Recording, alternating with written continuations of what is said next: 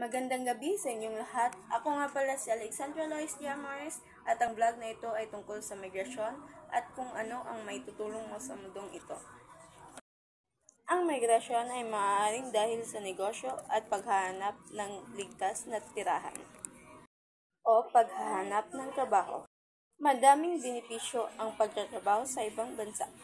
Isa na rito ang mataas na sahod o sweldo o pang-suporta sa pamilya, tulad ng OFW.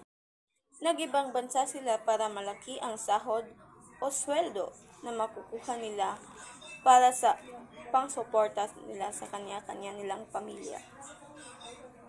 Malaki man itong sakripisyo para sa kanila, pero kinaya pa rin nila. Gaya ng lahat, meron din itong masamang naidudulot tulad ng brain drain dahil mas gugustuhin din ng mga tao na mag-ibang bansa.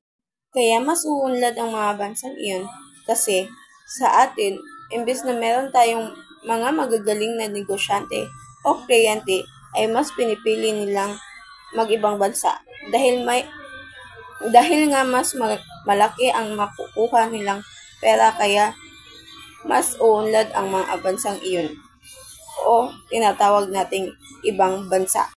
Malaki ang halaga mo dito sa mundo o dito sa ating bansa kasi pwede kang maging isa sa mga matagumpay na negosyante sa ating bansa o isa sa mga magpapaunlad nito. Ito si Alexandra Lois Diamores. Maraming salamat sa panonood.